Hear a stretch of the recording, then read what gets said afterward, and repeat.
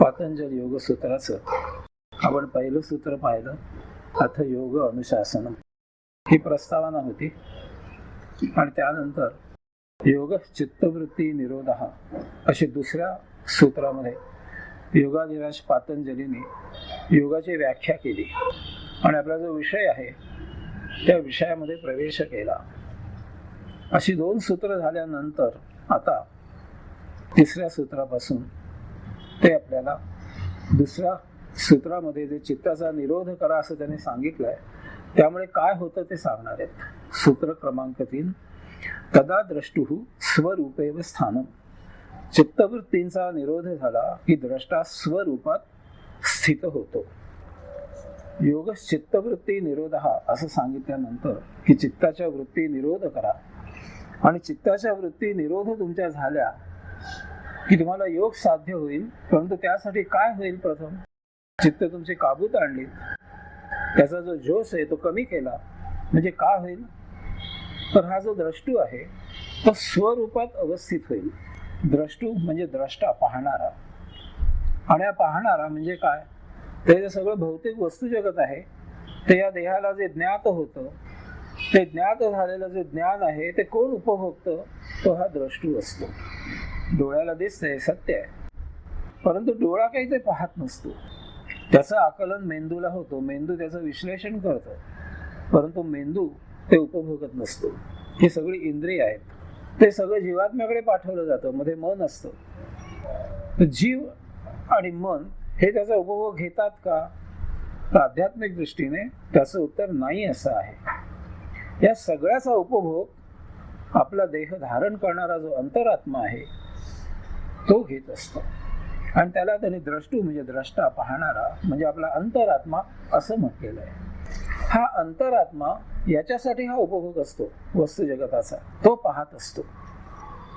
आता मन मध्ये येतं आणि त्यासाठी ही सगळी योगसूत्र आहेत, हा भाग वेगळा. पण जर तत्व पाहिलं तरी सृष्टीलीला पाहण्यासाठीच आपण देह धारण केलेला आहे. आणि हा द्रष्टू म्हणजे अंतरात्मा म्हणजे आपण स्वतः असतो. आपण म्हणजे देह नाही, आपण म्हणजे जीव नाही, यापेक्षा आपण वेगळे आहोत. परंतु बुद्धीने जे काही पाहिलेलं असतं त्या दृश्याचं विश्लेषण पाठवल्यानंतर, प्रक्षेपित केल्यानंतर मन मधल्यामध्ये ते घेतं आणि मनमानी करून देहाला भोगवृत्ती असतात ते त्या कशा शमन होतील यासाठी त्याचा उपयोग करतो, म्हणजे दुरुपयोग करतो. खरं सांगायचं तर आत्मा हा कुठेही गुंतणारा नाहीये, म्हणून त्याला द्रष्टू म्हटलंय. द्रष्टा साक्षी भावनेने पाहणारा. हे जे काही बाहेर दृश्य आहे तर साक्षी भावनेने पाहतो, स्थितप्रज्ञ असतो तो. त्याच्यात गुंततं ते मन गुंततं. बऱ्याच वेळा आपण जीव गुंतला असंही म्हणतो, पण जीव हे गुंतत नाही, गुंतते मन. आपल्याला वाटतं असं की जीव गुंतला त्याच्यामध्ये, किंवा शरीर गुंतलं, देह गुंतला, देहाला वासना आहेत असं आपल्याला वाटतं नेहमी. आणि या देहाच्या वासना देह घेत असल्यामुळे आपल्याला हळूहळू असं वाटायला लागतं की ते आपणच आहोत, आपणच मन आहोत, आपणच देह आहोत. आणि आपला गैरसमज होऊन बसतो की आपण भोगप्रवृत्त आहोत. पण तसं नाहीये. हे सगळे जे काही खेळ खेळतं ते चित्त करतं, आणि चित्तामध्ये तादात्म्य पावल्यामुळे जीवाला वाटतं आपण ते करतोय. जीव आणि शिव एकत्र असतात म्हणून आपलाही गैरसमज होतो. पण वास्तविक अंतरात्मा हा द्रष्टा असतो, त्रयस्थ असतो, साक्षी असतो. पण वाटतं मात्र की आपणच काहीतरी करतोय. हे कसं होतं? तर बघा, ग्रहण लागताना काय होतं? सूर्य तिकडे असतो, आपण पृथ्वीवर इथे असतो. मग हळूहळू त्या ठराविक दिवशी चंद्र मध्ये येतो, आपण आणि सूर्य ह्याच्यामध्ये चंद्र आल्यामुळे आपल्याला सूर्य दिसेनासा होतो. आपण म्हणतो सूर्याला ग्रहण लागलं. मग काय वाटतं आपल्याला? तिथे सूर्य काळवडला, सूर्य झाकून गेला असं वाटतं. वास्तविक तसं काही झालेलं नसतं. दोच्या मध्ये चंद्राचा अडथळा आल्यामुळे सूर्य आपल्याला दिसेनासा झालेला असतो. सूर्याला काही झालेलं नसतं. सूर्य जसा आहे तसाच तेजपुंज असतो. आपल्यालाही काही झालेलं नसतं, आपण पृथ्वीवर आहे तसेच असतो. आणि चंद्रालाही काही झालेलं नसतं, पण चंद्राचा अडथळा येतो मात्र मध्ये, त्यामुळे सूर्य दिसेनासा होतो. तसं आपला जो अंतरात्मा आहे त्याच्यासाठी बाहेरचं दृश्य डोळ्यांनी पाहिल्यानंतर, मेंदूने त्याचं विश्लेषण केल्यानंतर, ते प्रक्षेपित केल्यानंतर ते सरळ जीवात्म्यापर्यंत यायला पाहिजे आणि तिथून अंतरात्म्याने त्याचा उपभोग घ्यायचा आहे, लिहिला पाहिजे सृष्टीची. परंतु याच्यामध्ये मन येतं. मेंदूने प्रक्षेपित केलेलं जे काही दृश्याचं आहे ते ग्रहण करतं आणि देहादिंद्रियांना आज्ञा करतं की अमुक कर, सुख घेण्यासाठी, उपभोग घेण्यासाठी, मौज करण्यासाठी, मजा करण्यासाठी.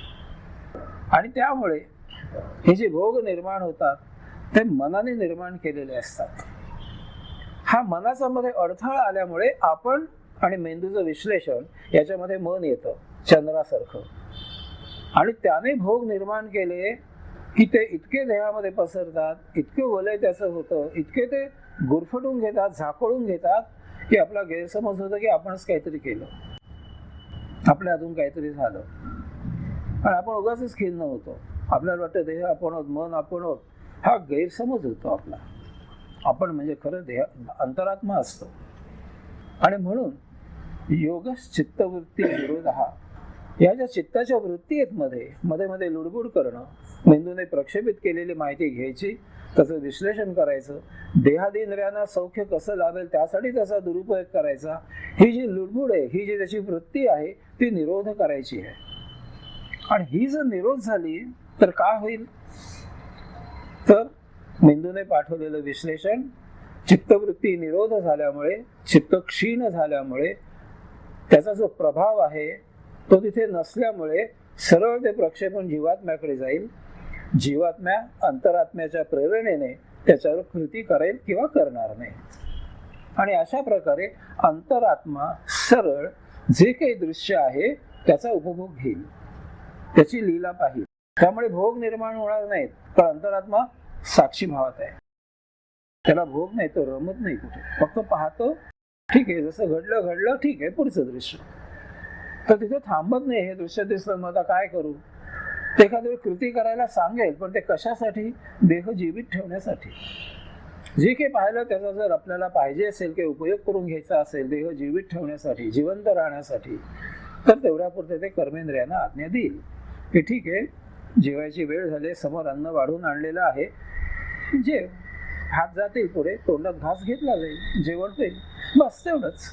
यात उपभोग नाहीयेत, देह जीवित ठेवण्यापुरतच आपण करतोय.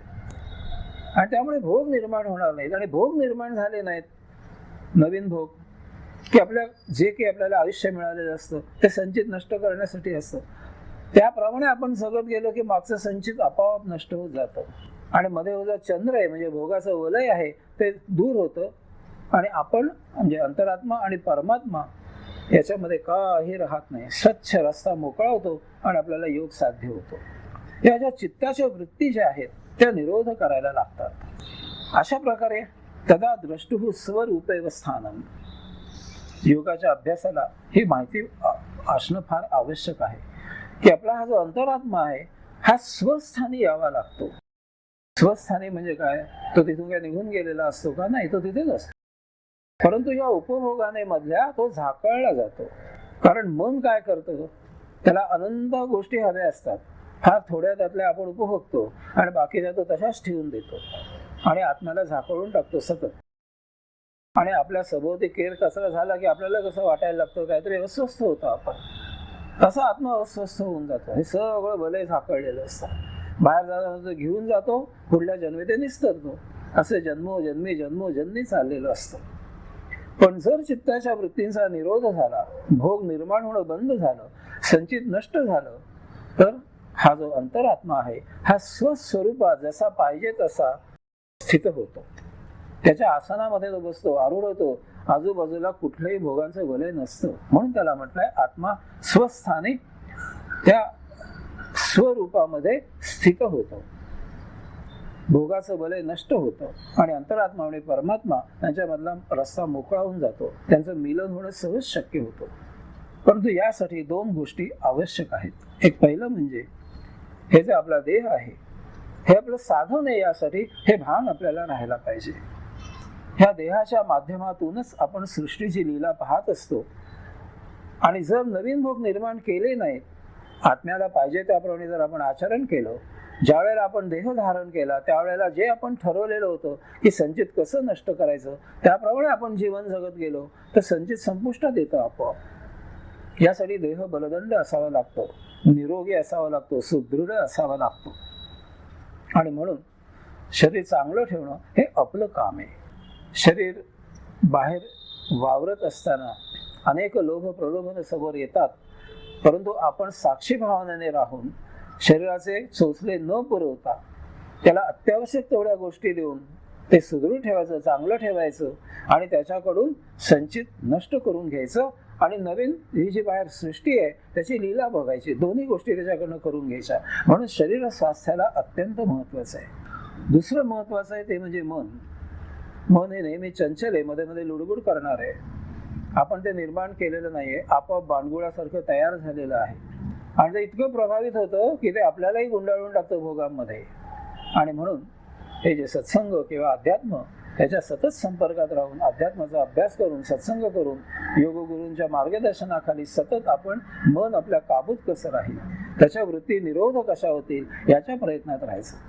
आणि यासाठी आदर्श पुरुष आपल्याकडे होऊन गेला ते म्हणजे समर्थ रामदास स्वामी. रामदास स्वामींनी शरीराचं निरोगी शरीर ठेवणं याचं महत्व त्यांना पटलेलं होतं. त्यांनी स्वतः व्यायाम करून बलदंड शरीर साध्य केलेलं होतं. शरीर समर्थांचं शरीर अतिशय पिळदार होतं. त्यांच्या सर्व गोसाव्यांना ते व्यायाम करायला लावत असत. व्यायामाचं महत्व त्याने सगळ्यांना पटवून दिलेलं होतं. आणि मनाबद्दल तर मनाचे श्लोक त्यांनी लिहिले, ते अतिशय सुप्रसिद्ध आहेत. 205 श्लोक लिहून त्यांनी मनाला उपदेश केला.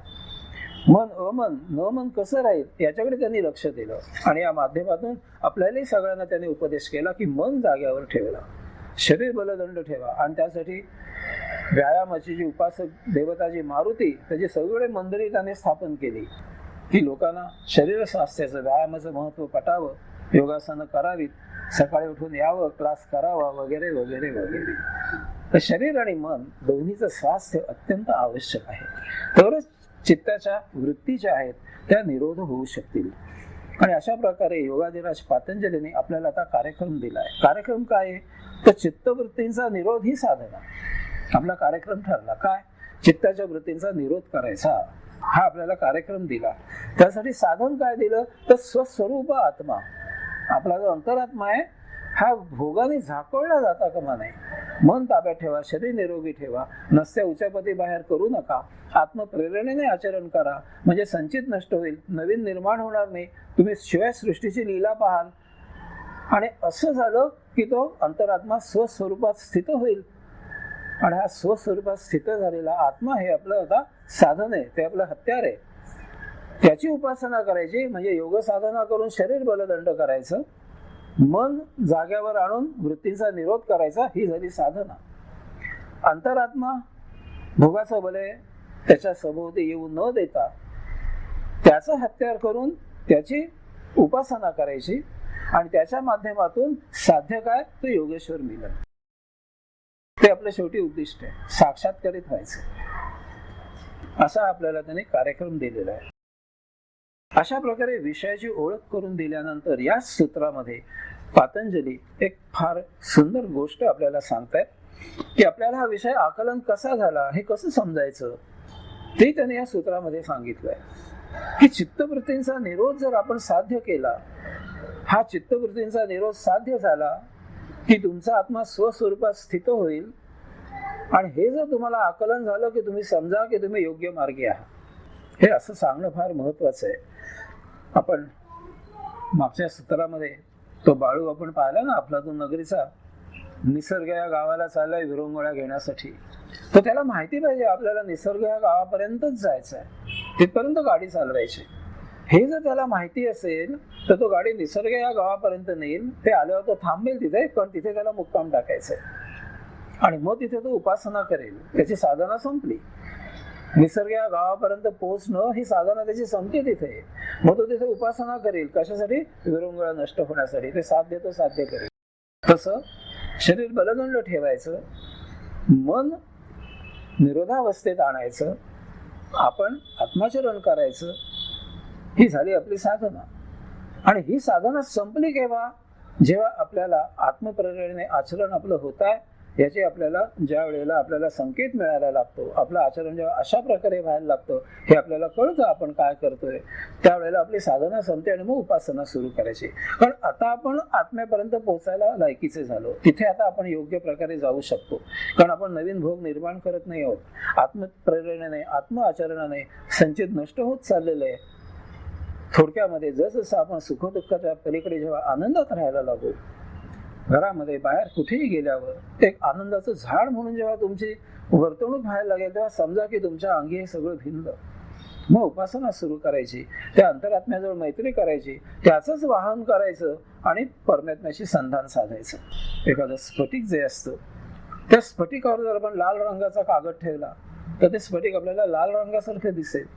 त्याच्यावर जर निळ्या रंगाचा कागद ठेवला तर ते स्फटिक आपल्याला निळ्या रंगाचं सारखं दिसायला लागेल. पण आपण जर कागदच ठेवला नाही तर स्फटिक हे स्फटिकासारखंच दिसेल.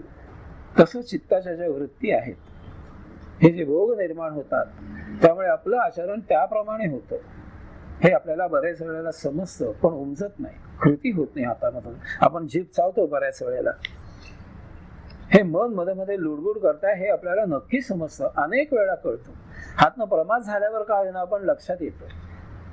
हे ते मध्ये कागदाचे तुकडे येऊन गेलेले असतात आपल्या अंतरात्म्यावर, कधी या रंगाचा कधी त्या रंगाचा. त्याप्रमाणे आपण रंग बदलत असतो, आपण त्याप्रमाणे आचरण बदलत असतो आणि गोत्यात येत असतो. पण स्फटिकाचा तुकडा स्फटिकासारखा दिसण्यासाठी जसं त्याच्यावर कुठलं आवरण येता कामा नये, तसं अंतरात्मा हा कुठल्याही प्रकारे भोगाने झाकळला न जाता स्वच्छ जर त्याचं आपल्याला मिलन व्हायला हवं असेल तर हे सगळं आपल्याला करणं आवश्यक आहे. शरीराचं आरोग्य आणि मनाचं आरोग्य राखायचं म्हणजे सगळं आपोआप होतं बघा, आपल्याला काही करावं लागत नाही. कारण चित्त हे बाहेरच्या दृष्टीने नेहमी परिणामित होत असतं, मन बाहेरच्या दृष्टीने परिणामित होत असतं, आपण परिणामित होत नसतो. ही एकदा दृढ कल्पना मनामध्ये आली की मन म्हणतं की अरे आपलं बिंगच फुटलं. आपण काय करतोय हे एकदा याला समजल्यावर हा आत्मा आपल्याला प्रेरणा देणार नाही. तसं मागच्या वेळेस मी सांगितलं की मन ही एक क्रिया आहे, फक्त लक्षात ठेवायचं. जरा की नेहमी तुम्ही काम करत असता, त्या कामामध्ये तुम्ही असता आणि वेगळे विचार मनामध्ये यायला लागले की त्याच क्षणी तुम्हाला हा उपदेश आठवायला पाहिजे की ही क्रिया चालू केली आपण, बंद करणं आपल्याच हातात आहे. ही क्रिया आपोआप बंद होते, परंतु आपण अतिशय बुद्धिवान आहोत.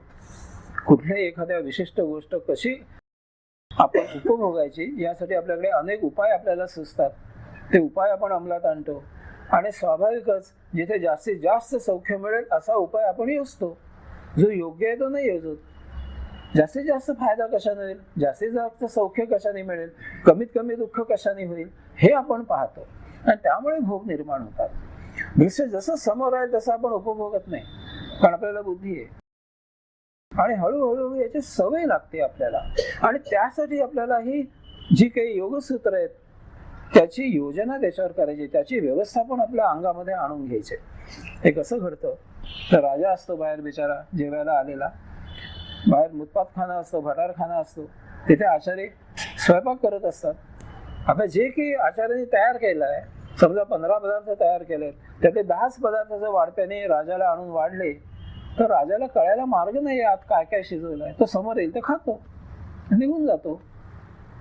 आणि मग उरलेले पदार्थ ते दोघे आचार्य आणि वाढपे दोघे मिळून सगळे मिळून बसतात आणि ताव मारतात. म्हणजे त्या मुतप्यात खाण्यावर हुकमत कोणाची आहे, राज्य कोणाचं आहे, वाढपी आणि आचार्य यांचं आहे, राजाचं नाहीये. राजा मालक आहे खरा म्हणजे, पण ते परस्पर शिजवतात काहीतरी त्यांना पाहिजे म्हणून. आजच मी एक मठामध्ये जोक वाचला, तुम्ही वाचला असेल सगळ्यांनी. टेलिफोनचं बिल 6,000 रुपये आलं, वाचलाय का? वाचला ना. आचार्याला लागू येतो या सूत्राला, वाचलंय सगळ्यांनी? नाही तर सांगतो. टेलिफोनचं बिल 6,000 रुपये आलं. तो घरातला पुरुष म्हणतो अरे मी तर ऑफिस मधनं फोन वापरतो, मी कामावर असतो, तिथला फोन वापरतो, मी घरी फोनच वापरत नाही, कसं काय बिल आलं? बायको म्हणते मी ऑफिसमध्ये बँकेमध्ये जाते, सॉरी यार, तिथनं सगळे फोन करते मी दिवसभर, घरी मी फोनच वापरत नाही. मुलगा म्हणतो मी तेच करतो, मी लँडलाईन वापरतच नाही, मला दिले तुम्ही ती डबी घेऊन, मी त्याच्यावर असतो सरळ. हा आलाच कसा? मग ती कामवाली बाई यात काम करत असते, ती म्हणते कमाल आहे, सगळेजण आपापल्या कामावर असताना फोन वापरतात, मग फोन आला कसा? एवढं 6,000 बिल आलं कसं? म्हणजे याचा अर्थ ती काम करताना ती कामावर असते तिथे ती फोन वापरते तुमचा. तसे वाढपिणी आचारी असतात. राजाला वाढायचे पदार्थ, त्यांना काय हवंय अजून आणि 4 पदार्थ केले, कोण बघायला आहे. पण ही जर यंत्रणा जर तिथे तयार असेल की वाढपी नेमकं काय करतायत, आचार्य नेमकं काय शिजवतायत, राजाला पाहिजे तेच शिजवतायत का, तेवढंच शिजवतायत का, तर ही जी मधली त्यांची हुकमत आहे ती सगळी बंद होऊन जाईल. आपलं नेमकं तसं होत असतं की आपण हे जे सगळं सृष्टी लीला जी उपभोगायचे, त्याची लीला पाहिजे, मौज पाहिजे, नवीन भोग निर्माण होत नाहीत. त्यामुळे नुसतं पाहतोय आपण द्रष्टा म्हणून, संचित आपोआप नष्ट होतं असं वागल्यानंतर. पण मच्छामध्ये जे मन आहे ते वाढपिणे आचार्याची भूमिका करतो आणि आपण मालक असून ते आपल्यावर हुकमत गाजवतं, कारण आपल्याकडे ती यंत्रणा नाहीये. आचार्याने वाढपी यांना वचक बसवणारी जर यंत्रणा राजाने केलेली असेल, व्यवस्थापन केलेलं असेल, तर हे असं घडणार नाही. तसं आपल्याकडे ती यंत्रणा नाहीये. आपण त्या मनाचे हातचे बाहुले होऊन जातो आणि ही यंत्रणा योगशास्त्राने आपल्यामध्ये आपोआप तयार होते.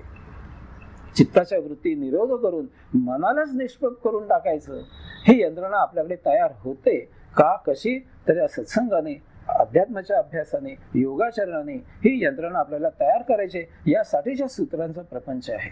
अशा प्रकारे या सूत्रामध्ये पतंजलीने महत्वाची गोष्ट सांगितली आहे की आपला जो कार्यक्रम आहे तो चित्ताच्या वृत्तीत त्या कमजोर करण्याचा, क्षीण करण्याचा हा कार्यक्रम आपल्याला त्यांनी दिलेला आहे की हा तुमचा मुक्काम आहे. हे जर तुम्ही एकदा साध्य केलं की चित्तवृत्ती तुम्ही निष्प्रभ करून टाकल्यात की तुमचा आणि परमात्म्याचा योग जुळून येईल, मग तिथून तुम्ही साक्षात्कारित व्हाल, मुक्त व्हाल. हा जो बाळू आपल्याला गेलेला आहे तो निसर्ग गावाला पोहोचलाय, ठीक आहे, तिथपर्यंत पोहोचला, त्याला कळलं की आता इथे आपल्याला थांबायचं आहे, निसर्ग गावाला थांबायचं आहे. असं थांबल्यानंतर त्याचा विरंगुळा आपोआपच त्याला साध्य झाला पाहिजे. मग त्याला त्यासाठी काही करावं लागतं कामा नये. केव्हा, जेव्हा तो त्याप्रमाणे आचरण करेल तेव्हा. त्याने काय आचरण करायचंय? पहिली गोष्ट, ऑफिसमधून आलेले फोन स्वीकारायचे नाहीत. ऑफिसमध्ये फोन करायचे नाही. 4 दिवस तू आलायस ना बाबा, धंदा विसरून जायचं. पत्नी बरोबर आलेली आहे, तिथे तबला डग्गा वाजवायचा नाही, कौटुंबिक विषय काढून भांडणं करायचे नाहीत, आनंदात राहायचंय. त्यासाठी आपण या गावाला नाही आलेले. मग अफलातून नगरीला होतं ते बरं होतं. इथे येऊन सुद्धा पत्नीशी जर घरगुती जर गोष्टी आणि हे नाही ते केलं, त्यांनी ते केलं, तिने ते केलं, हे जर विषय बोलायचे असतील तर ट्रिपला आल्यानंतर मग ट्रिपला आलो कशाला आपण, मग घर बरं होतं की. 2 गोष्टी त्याने कटाक्षाने पाळायच्या आहेत. ऑफिसला संपर्क साधायचा नाही आणि पत्नीशी या विषयासाठी संपर्क साधायचा नाही. मौज मजा काय ती बोलायची, तर त्याला विरंगुळा आपोआप मिळेल. हे त्याने पथ्य पाळलं तर. तसं आपलं व्हायला पाहिजे. आपण भौतिक गोष्टींना साक्षी राहायचं आहे, मनाची लोडगोड कमी करायची आणि मनाचा उपयोग करून घ्यायचा आहे. या सगळ्या कामासाठी हे जे काही कला आहे, कौशल्य आहे, ते आपण शिकायला पाहिजे. आणि असं जर आपण वागलो आणि अशा आचरण करण्यामध्ये आपण जीवन जगायला लागलो की आपल्याला आपोआपच योग साध्य होईल. त्यासाठी वेगळं काही करावं लागणार नाही, फक्त प्रतीक्षा करावी लागेल. पण ती गोष्ट आपोआप घडायची असते. साक्षात्कार आपोआप घडतो. मनाचं तुम्ही जर लुडबुड बंद केली, त्याला क्षीण करून टाकलं, तर आपोआप योगाचरण होतं. तुम्हाला काही करावं लागत नाही वेगळं त्यासाठी, कारण मनाची लुडबुड नाहीये. जो उपद्रवी लोक मध्ये जो कोणी भाग आहे तो बंद झाला, संपलं. आणि काही करायची गरज नाही. आपण शांतपणे आत्मेच्छेने आचरण करू, ते द्वार आपोआप उघडेल. आपल्याला साक्षात्कार आपोआप होईल, कारण तिकडे आपोआपच व्हायची असते. आपण ते काही करायचं नसतं, फक्त आचरण चालू ठेवायचं असतं, योगाचरण. आणि ह्याला योगाधिराज पतंजलीने कैवल्य प्राप्ती असं म्हटलंय. केवळ स्थिती. किती सुंदर कल्पना आहे बघा. काहीही करत नाही आपण, काहीही करत नाही आहोत. जसं समोर जीवन येईल तसं फक्त जगायचं आहे. आपण वेगळं काही करायचं नाही. ही केवळ स्थिती आहे आपली. आणि त्यासाठीच हा देह आपण धारण केलेला आहे, त्यासाठीच हे अवयव आहेत. पण आपण म्हणजे आपलं मन हे आपल्याला भरकट होतं, ते उपभोग घ्यायला लागतं, ते भरकटतं, ते भोग निर्माण करतं. संचिताकडे ढुंकून बघत नाही, नवीन नवीन भोग निर्माण करतं आणि मनमानी करतं, इंद्रियांना त्यासाठी राबवून घेतं. आणि त्यामुळे हा देह आपण कैवल्य धाम म्हणून जो निर्माण केलेला आहे त्याचा नरक करून टाकतो. आणि तो नरकवास म्हणून त्याची बदनामी होते. ही बदनामी आपल्याला सहन होता कामा नये. त्यासाठी आपण बंड करून उठायचं आहे मनाच्या विरुद्ध, चित्तवृत्तींच्या विरुद्ध.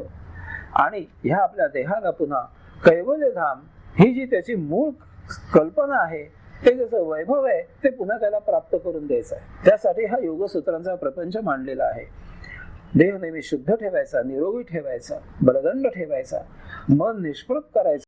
त्यातून त्याला लुडबुड करायचीच असेल तर त्याने आत्मविषयामध्ये आपल्यात विलीन होऊन जायचं आहे. मन आणि आपला अंतरात्मा यांचा योग जुळून यायला पाहिजे. ते निष्प्रभ होईल. त्यातून त्याला काम करायचंच असेल तर त्याने आत्म्याचं काम करावं, आत्मप्रेरणेने वागावं, जीवात्म्याला मदत करावी. हे सगळं केलं की पुन्हा त्या देहाला कैवल्य धाम म्हणून त्याचं वैभव प्राप्त होईल. आणि हे वैभव प्राप्त करून देणं यासाठी हा प्रपंच मांडलेला आहे. हे आपलं परम कर्तव्य आहे. कारण हा देह मनाच्या मुळे आपण नरकवास करून टाकलाय, त्याची बदनामी झालेली आहे. की भोग निर्माण करणं, देह म्हणजे भोग निर्माण करणं. बघा तुम्ही सगळे साधू संत तुमचे कुठे जिकडे तिकडे तुम्ही सगळं तुम्हाला हेच सांगतील, देह म्हणजे नरक आहे, देह म्हणजे घाण आहे, गलिच्छ आहे, असं आहे तसं आहे. असंख्य जणांनी यावर लिखाण केलेलं आहे. पण पातंजली बरोबर उलट तुम्हाला शिकवत आहे की देह हा नरक नाहीये. अहो, एखादं छान तुम्ही फ्लॉवर पॉट आणला घरामध्ये आणि त्याच्यामध्ये माती भरून ठेवली तर काय उपयोग हो? त्याच्यामध्ये चिखल भरून ठेवला, हा दोष कुणाचा आहे? त्या फ्लॉवर पॉटचा आहे का? तर तुमचा दोष आहे. त्याच्याऐवजी तुम्ही जर त्याच्यामध्ये छान बाहेरनं काय फुलं सुंदर काय दिसणारी अशी आणलीत, सजावट केलीत, छानपैकी त्याला सजवलं तर छान दिसेल. तसं देह आहे, तुम्ही धारण केलेलं आहे. तर नरकवास नाहीये, ते घाण नाहीये देह म्हणजे. अनेक साधू संतांनी लिहिलेलं आहे, मोठमोठ्या लोकांनी लिहिलेलं आहे. आणि आपण मग ते म्हणतो हो बरोबर लिहिलेलं आहे. बघा तुम्ही असं असं घासत घाण आहे, आपण करून बघतो, खरंच घाण येते, देह खरंच घाणेरडा आहे. तसं नाहीये. या लोकांनी आपल्याला चुकीचं सांगितलेलं आहे. पातंजल काय सांगतात ते नीट समजावून घ्यायचं आहे. देह तुम्ही धारण केलाय, फ्लॉवर पॉट तुम्ही आणलाय. त्या देहाला स्वच्छ निरोगी ठेवणं, बलदंड ठेवणं हे तुमचं काम आहे. मन तयार झालंय, ठीक आहे. अहो, त्या कुंडीमध्ये एखादा बाहेरचा बेडूक येऊन बसला, किडा येऊन बसला तर त्याला उचलून तुम्ही टाकून द्या. त्यासाठी ती कुंडी फेकून देणार का? त्या कुंडीला तुम्ही नावं ठेवणार का की कुंडी खराब आहे म्हणून? नाही, तसं नाही चालणार. बेडूक येऊन बसणारच मातीमध्ये, येतो त्याला उचला आणि टाकून द्या. तसं मन आत येऊन बसलंय त्या बेडकासारखं, त्याला निष्प्रभ करा, उचलून फेकून द्या बाहेर. किंवा त्याला कामाला लावा. तुमच्यासाठी आलाय आत, बाबा ये, ठीक आहे, राहा, आमच्याकडे पाहुणा आलाय, तो स्वागत करा त्याचं. पण त्याला सांगा आमच्या घराच्या नियमाप्रमाणे तुला वागावं लागेल. आमच्याकडे हुकवत आत्म्याचे, तुझी नाही चालणार. बाहेर शरीरात नाही व्हायचं. तेव्हा देह वाईट नाहीये, आपण त्याची निगा घेत नाही, आपण त्याला पाहिजे तसं वापरत नाही. ही आपली चूक आहे आणि ही आपण सुधारायची. आणि यासाठी हा एक महान योगीराज पातंजली त्यांच्या ज्ञानाचा खजिना आपल्याला मोकळा करून देत आहेत, उधळतायत आपल्यावर. तेव्हा आता जागं व्हायचं, ती सगळी नाणी गोळा करायची आणि त्याचं विनियोग करून आपण आत्मचरणाने वागायला सुरुवात करायचं. आणि म्हणून त्यासाठी ते पुढचं सूत्र सांगतायत, सूत्र क्रमांक 4, वृत्ती सारूप्य मित्रत्र. चित्तवृत्तींचा निरोध नसतो त्यावेळी चित्त इतरत्र सारूप्य पावतं. अत्यंत महत्वाची गोष्ट ते सांगतात. योगाभ्यासासाठी चित्तवृत्तींचा निरोध करावायचा असतो आणि तो करावा लागतोही. आणि यामध्ये आपल्याला 2 प्रकारचा विशेष दिसून येतो. एक म्हणजे ज्या वेळेला चित्तवृत्तींचा निरोध होतो, त्या चित्ताच्या 2 वृत्ती आहेत त्या इथे आपण समजावून घ्यायच्या आहेत. हे सारूप्य मित्रत्र म्हणजे नेमकं काय? तर चित्ताच्या कक्षेमध्ये जे जे येईल त्यामध्ये चित्त रममाण होतो आपोआप. आपल्याला काही सांगावं लागत नाही. आपण लहान मुलाला बाहेर घेऊन जातो, बघा तुम्ही, तिकडे तिकडे बघत असतं, आई ते बाबा ते असं ते बोट दाखवतं. आपल्याला ते स्वारस्य नसतं, आपण नाही पाहत, त्याला कुतूहल असतं प्रत्येक गोष्टीचं. तसे जे चित्त आहे ते बाहेर जे जे त्याच्या सान्निध्यात येईल, जे जे त्याच्या कक्षेमध्ये येईल त्यामध्ये ते रममाण होतं. एवढ्याने भागत नाही. अजून दुसरी गोष्ट घडते, ती म्हणजे अशा प्रकारे त्यात रममाण झालेलं चित्त ते जे बाहेर पाहतं त्याचा त्याच्यावर परिणाम होतो आणि त्याप्रमाणे ते बदलायला लागतं, त्याचा ते आकार धारण करतं. त्या 2 गोष्टी घडतात आणि या आपल्याला नडतात नेहमी. आपण पाहतो, सिनेमा नाटकं पाहत असतो, एखादा नटनटी फारच प्रिय होते आपल्याला आणि मग साधारणपणे रोज त्याप्रमाणे आचरण करायला प्रयत्न करायला लागतो. उगाच वाटायला लागतं, आरशात बघितलं राहा मी जरा दिसते बरं का त्या ऐश्वर्यासारखी, उगाच वाटतं, उगाच. थोडं जरा हा वेगळा आहे काहीतरी गवय, पण बाकी सगळं साधारण होत आहे, कतरीनासारखं वाटतंय तसं. मग त्याप्रमाणे साड्या नेसायच्या, त्याप्रमाणे घालायचं कपडे, ते झुलप काय केसांची करायची. मग ते काय सिनेमामध्ये चालतं तसं चालायचं, बोलायचं त्याप्रमाणे. एखादा गायक असतो, गायिका असते, ती गाणं गाते, आपला आवाज तसा नसतो आपल्याला माहिती आहे, पण त्याप्रमाणे आवाज काढून आपण गायचा प्रयत्न करत असतो. बघा तुम्ही, आणि कुठेही बाहेर कडे रिस्पॉन्स मिळत नाही. मग बाथरूम मध्ये आपल्या हक्काचं आहे, आपण एकटेच असतो, बाथरूम सिंगर सगळेच असतात. आपण प्रभावित होतो, एखाद्या गावाला भेट देतो आपण, आणि त्या गावाला काही गोष्टी आपल्या घडलेल्या असतात, काही वर्ष आपण राहिलेलं असतं नोकरी निमित्त किंवा काही निमित्त. पुढे केव्हा तर एखाद्या मनुष्य त्या गावाबद्दल बोलला की आपल्याला आपल्या स्मृती उफाळून येतात आतून. मग आपण सांगायला तो आम्ही तिथे होतो, ते असं झालं तसं झालं, असं होतं तसं होतं वगैरे वगैरे. हे सहजगत्या घडतं, अजाणतेपणाने. एखाद्या गोष्टीचा आपल्यावर इतका प्रभाव पडतो की कुणीही विचारत नसताना आपण विषय काढतो आणि सांगायला सुरुवात करतो. ते मी अमुक पाहिलं, तिथे असं झालं तसं झालं. हा मनाचा प्रभाव असतो, त्याच्या पलीकडे अजून गोष्ट घडते. आपला एखादा मित्र एखाद्या कुठल्या तरी तिराईत माणसाबद्दल त्याला आलेला वाईट अनुभव आपल्याला सांगतो. आपला काहीही संबंध नाहीये त्या त्रयस्थ माणसाशी, आपल्याला तो त्रयस्थ आहे, त्याने आपलं काहीही बिघडवलेलं नाहीये, पण याला त्याच्याबद्दल काही वाईट अनुभव येतो, तो आपल्याला कानामध्ये ओततो. तो पुढे 10-12 दिवसांनी तो त्रयस्थ समोरून येताना दिसतो, आपण उगाचच मान फिरवतो आणि निघून जातो. त्याने आपलं काही बिघडवलेलं नाही, काही संबंध नाहीये. त्या मित्राचा गैरसमजही असू शकतो, त्याची बाजू आपल्याला माहित नाहीये त्रयस्थ माणसाची, पण एकच हा मित्र जवळ आहे, त्याने सांगितलं आपण ते बरोबर आहे गृहीत धरतो, आपलं मन कलुषित होऊन जातं. चित्ताच्या कक्षेत जे जे येईल त्यात चित्त रममाण होतं, नुसतं रममाण होत नाही, त्याप्रमाणे ते बदलायला लागतं, परिणामित होतं. ह्या दोन गोष्टी आपल्या चित्ताच्या महाविचित्र आहेत. आणि त्यामुळे काय होतं, ते ग्रहणाचं उदाहरण आपण जसं पाहिलं की चंद्रमध्ये आल्यामुळे सूर्य झाकाळून जातो असं आपल्याला वाटतं. सूर्य आहे तसाच असतो तेजपुंज. तसं भोगाचं वलय आपल्या सभोवती झाल्यामुळे आपल्याला अस्वस्थ वाटायला लागतं, आपणच काहीतरी गुन्हा केला असं आपल्याला वाटायला लागतं. सगळीकडनं जिकडनं तिकडनं भोग जिकडे तिकडे निर्माण होतात, आणि स्वाभाविक प्रश्न पडतो की अरे काय माझी अवस्था, हे पाहिजे ते पाहिजे ते पाहिजे ते पाहिजे, काही आवश्यकता नाही, पण फरफडच चाललोय आपण भोगांच्या मागे, फरफडच चाललोय अक्षरशः.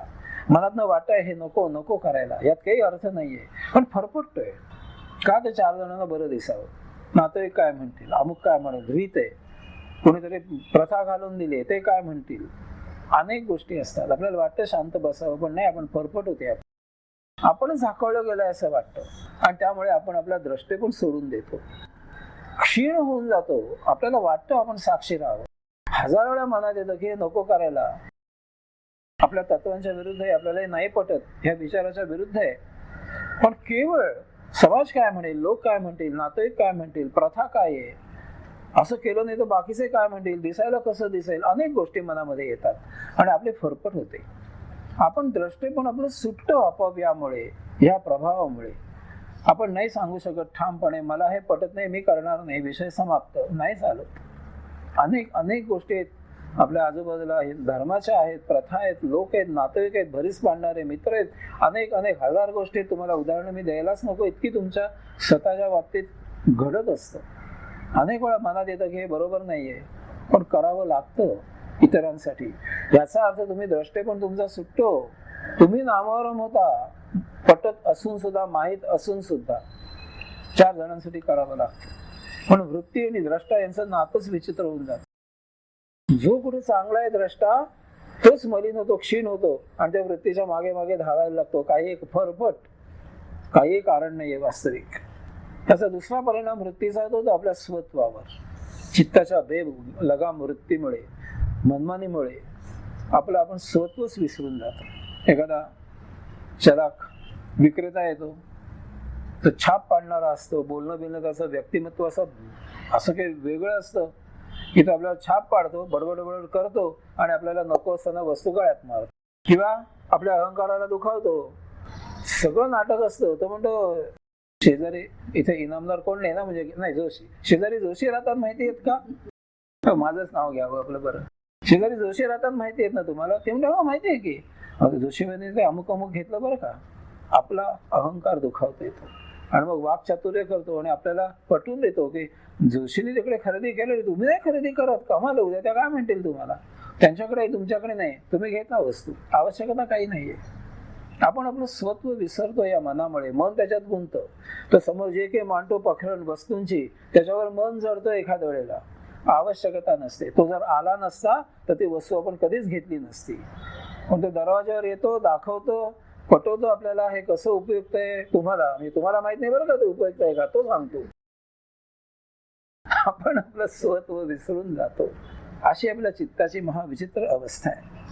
चित्ताच्या वृत्तीचा निरोध केला की योग साध्य होतो, असं पतंजली सांगतायत. आणि त्यामुळे आता ह्या चित्ताबद्दल थोडीशी माहिती करून घेऊया आपण, की चित्त आहे तरी काय. माहिती आहेच आपल्याला, पुन्हा एकदा माहिती करून घेऊ ढोबळपणाने. म्हणजे पुढे आपल्याला जर निरोध करायला ही माहिती उपयुक्त. चित्त म्हणजे ढोबळमानाने मन, आणि मन अतिशय चंचल आहे. त्याला पाऱ्याची उपमा द्यायची. पारा जसा घरंगळत जातो, सापडत नाही, अतिशय चपळ पळत असतं, तसं मन रामदासाने लिहून ठेवलं, अचपळ मन माझे नावरे आवरिता. समर्थ रामदास स्वामींसारखा मनुष्य म्हणतोय, आपण तर काय साधे लोक.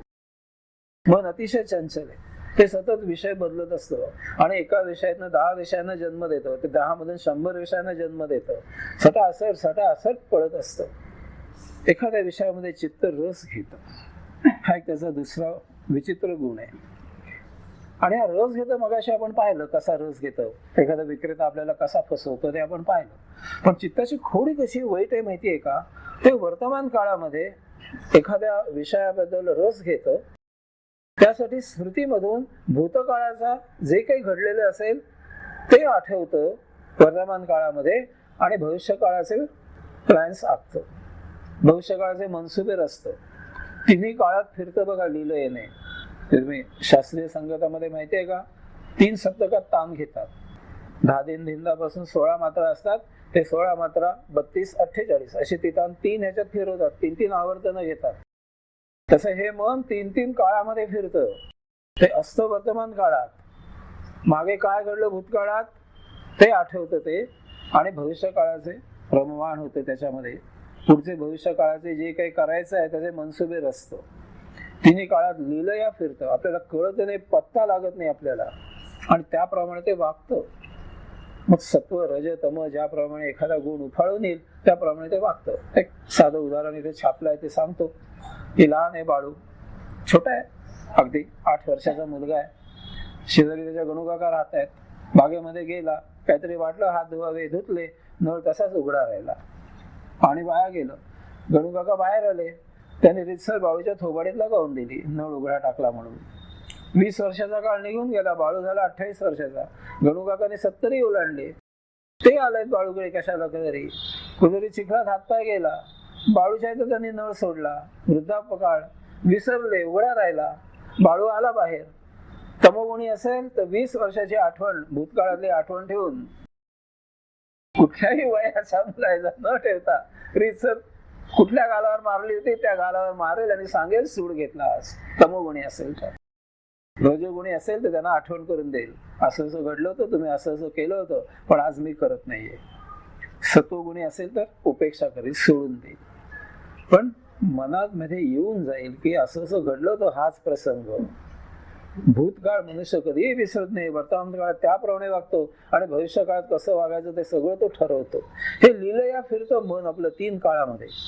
पुढची त्याची जी वृत्ती असते ती कशी असते की आपल्या कातडे एखादी जखम होते किरकोळ, एखादा ओरखाडा निघतो, एक 7-8 दिवसामध्ये कातडी भरून येते, आणि पुढे महिनाभराने पाहिलं तर तो ओरखाडा तिथे निघाला होता हे सुद्धा आपल्याला कळत नाही. कदाचित स्मृतीमध्ये असेल, पण कातडीकडे पाहिलं तर कातडी पूर्ण भरून आलेली असते. पण जखम जर सखोल असेल तर त्याचा व्रण राहतो, वर्षानुवर्ष शेवटपर्यंत तो व्रण कातडीवर राहतो. इतकी सखोल जखम भरून येत नाही, तशीच राहते ती. तो व्रण जो असतो ती आपल्याला त्या प्रसंगाची आठवण करून देते सतत, की कातडी घुसली होती. मुलाला कर्कट घुसतो आत, राहतो व्रण तिथे एखाद्या वेळेला, लहानपणापासून शेवटपर्यंत ती आठवण कायम राहते. तसं काही चित्ताच्या वृत्ती असतात की काहीतरी असं आतपर्यंत जाऊन इतकं दुखवतं सगळं मन, की ते काही केले आपल्याला विसरायला होत नाही, त्याची उपेक्षा आपण करूच शकत नाही. सखोल परिणाम होतो चित्ताचा, आणि मग त्या माणसाचे अशा प्रकारचे जे सखोल परिणाम होतात त्यापर्यंत त्याच्या स्वभावामध्ये तत्व तयार होतात की हे मी करणार नाही. आमचा बाळू तर निर्व्यसनी आहे, पण दिवाळी आली की मित्र येतात, सुट्टी आहे 4 दिवस, ते म्हणतात चला बाळू आपण जुगार खेळूया. पण दिवाळीत जुगार खेळावा असं आहे. आता जुगारानेच ते काढलेलं आहे तत्व, आपण नव्हे. पण ते सांगतात एकमेकांना दिवाळी आणि जुगार नाही खेळायचा. आम्ही तिकडे आफ्रिकेला होतो, तिथे असं झालं. पहिलंच वर्ष होतं, मला काही एक प्रकार माहित नव्हते. आणि तिकडे काय पंचांग नाही, काय नाही, दिवाळी आली हे कळायचं नाही आम्हाला. गणपती यायला काय पत्ता लागायचा नाही. नंतर आम्ही ते कालनिर्णय वगैरे नेऊन ठेवला, ही गोष्ट वेगळी. मी नवीनच घेतो, एकटाच होतो पहिल्यांदा. आणि असा हा सप्टेंबर महिन्यात गेलो होतो, लगेच दिवाळी आली आणि सौ काही आलेल्या नव्हत्या. एका भारतीय माणसाकडे त्याने मला बोलावलं, आज ये. मला वाटलं सहज बोलावलं असेल, तर त्याची दिवाळी होती, मला माहित नाही. गेल्यावर त्याने दारू बिरू बाहेर काढली. मी म्हटलं मी काय, अरे दिवाळी आहे, दिवाळीत दारू नाही प्यायची. म्हणजे त्याने असं काही काहीतरी गुन्हा करतोय, दिवाळी असून दारू नाही प्यायची म्हणाला, असं कसं चालेल, बाकी नाही प्यायलाच ठीक आहे. असं काहीच बाळूच्या बाबतीत झालं. दिवाळी आणि जुगार नाही खेळायचा. पण बाळूचं तत्व आहे, तो सांगेल दिवाळी असू दे तर आणि काही असू दे, मी जुगार खेळत नाही, हे त्याचं तत्व आहे. याच्या विरुद्ध काळू बघा, तो नोकरीवर आहे. सकाळी 10 वाजता त्याला सांगितलंय की एका कस्टमरकडे जायचं, असं त्याच्याकडे काम करायचं आणि परत यायचं. हा गेला कस्टमरकडे. आता तो आला, कस्टमरने लगेच त्याकडे बार बीर आहे, सगळं तयारच आहे. त्याने काढली दारूची बाटली, थोडी घेणार का? काळू अट्टल दारुडे आहे. तो म्हणाला घेऊ की, आपण नोकरीवर आहोत, आपण नोकरीच्या कामाला आलोय, पुन्हा ऑफिसमध्ये जायचं आहे, हे सगळं तो विसरून गेला. कारण दारू पुणे वृत्ती आहे, तो प्यायला दारू आणि दारू पिऊन ऑफिसवर गेला, त्याला सस्पेंड करण्यात आलं 2-4 महिने. वृत्ती असते माणसाची, एखाद वेळी कळत न कळत, एखाद वेळी जाणून बुजून. बाळूने जाणून बुजून सांगितलं मी जुगार खेळणार नाही. काळूने न कळत दारू प्यायला, पण त्याचे भोग जे आहेत ते चांगले का वाईट, जे काही परिणाम असतील ते आपल्याला भोगावे लागतात. चांगल्याचे चांगले परिणाम होतात, वाईटाचे वाईट परिणाम होतात. आणि म्हणून पतंजलीने सांगितलंय की चित्तवृत्तींचा निरोध करा, त्याला विरोध करू नका. कारण ह्या चित्ताच्या ज्या वृत्ती आहेत त्याचा आपल्याला त्यांचाच निरोध करायला म्हणून उपयोग करून घ्यायचा आहे. कसा तो पुढे आपण पाहणार आहोत. चित्ताची जी वृत्ती आहे, काय वृत्ती आहे? वृत्ती सारूप्य इतरत्र. म्हणजे काय? पण चित्ताचा जेव्हा निरोध झालेला नसतो, चित्त जेव्हा निरोधावस्थेत नसतं, त्यावेळेला ते इतरत्र एकरूप झालेलं असतं. म्हणजे आपण चित्तावर ज्या वेळेला प्रभावित नसतो, चित्त आपण काबूत ठेवत नाही, त्यावेळेला ते इतर ज्या काही गोष्टी असतात त्यात रममाण होऊन जातं. ही त्याची वृत्ती आहे. हे वृत्ती तुम्ही नष्ट करू नका असं सांगतायत ते, कारण त्याचा आपल्याला उपयोग करून घ्यायचा आहे. ही त्याची जी वृत्ती आहे त्याचा आपण उपयोग करून घ्यायचा आहे, कारण ते विषयासक्त आहे, विषयामधून जन्माला आलेलं आहे. आणि ही जी त्याची खोडी आहे त्याचा आपण चांगल्या प्रकारे वळवूया, योग्य मार्गाने वळवूया. त्याची जी वृत्ती आहे त्याला आत्मकडे प्रवाहित करायचं, आत्मप्रवृत्तीकडे, त्यासाठी ती वृत्ती आपण वापरूया. तेव्हा ती निष्प्रभ करा, स्वतःच्या काबूमध्ये आणा. चित्ताची जी वृत्ती आहे की बाहेर दृश्य दिसलं की ते ग्रहण करायचं, मनसोक्त उपभोग घ्यायचे, देहादी इंद्रियांना सौख्य द्यायचं. वास्तविक काय आहे वस्तुस्थिती?